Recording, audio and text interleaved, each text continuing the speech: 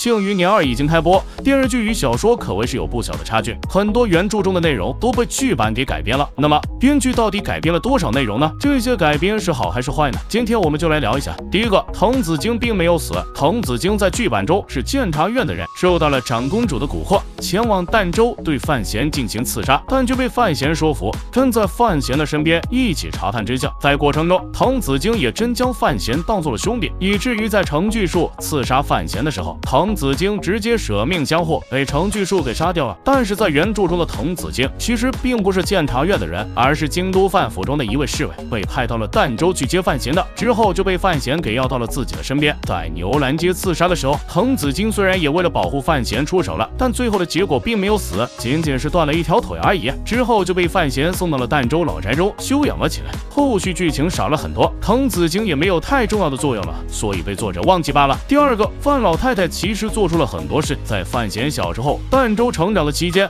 范老太太其实帮范闲做出了很多事情，比如在管家殴打丫鬟后，范闲帮助丫鬟没出气扇了管家一巴掌，老太太更是直接将管家退回了京都，完全没有将管家继续留下来。而在管家回去的路上，老太太直接安排人将他解决掉了，可谓是不容任何人伤害自己孙子，更别提管家还能下毒了。另外一件事就是在范闲杀掉老哈家刺客后，因为第一次杀人不知道如何收尾，也是老太太出手帮助范闲收尾的，这些剧版中都没展现出来，只是老太太一直跟范闲保持着关系，似乎这种冷漠就是保护范闲的最好方式。老太太的作用性提到的并不是很多，但剧版的老太太也是更让大家喜爱一些的吧。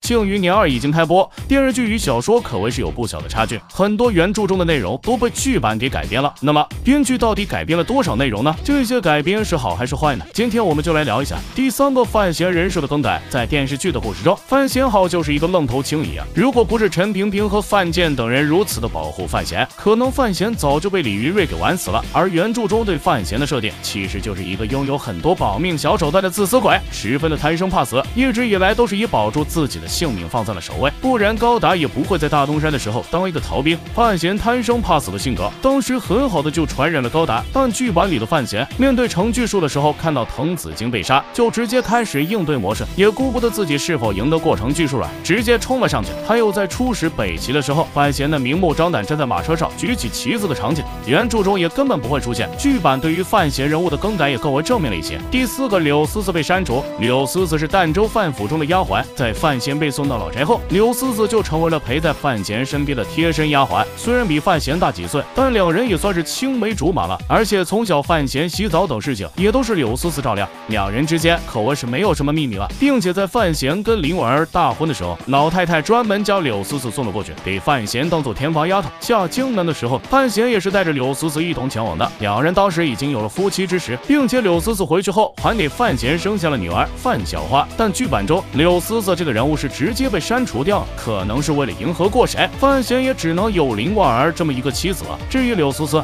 在原著中虽然是范闲的妻子，却并没有太多重要的戏份，删除掉的影响也并不是很大，只是让人觉得有一些可惜罢了。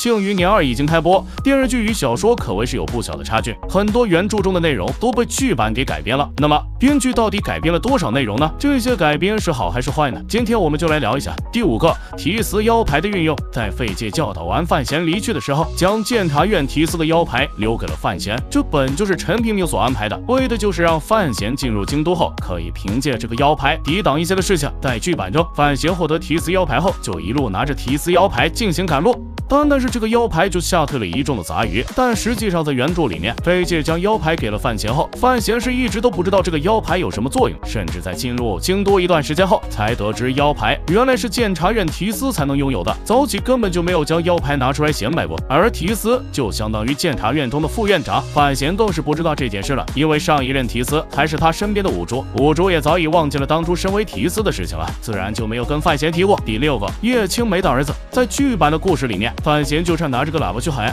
自己是叶青梅的儿子了，甚至利用这个身份来达成自己的一些目的。但实际上，叶青梅死后，所有关于叶青梅的事情就被庆帝刻意隐藏了起来，很很少有人还记得叶青梅和叶家，只知道内裤的存在。同样，也很少有人知道范闲是叶青梅的儿子。范闲也并未以这个身份去闯荡，即便是长公主李云瑞，也是在范闲进入京都后，在陈婷婷的暗中运作下，才知道了这一层关系。剧版中，范闲利用自己的这个身份，也算是获得了不少的好处了。可能第2季中，范闲也要以叶青梅儿子的身份去接管内裤吧。好了，关于《庆余年》剧版和原著的一些不同介绍就结束了。大家有什么观点的话，欢迎在下方进行留言互动。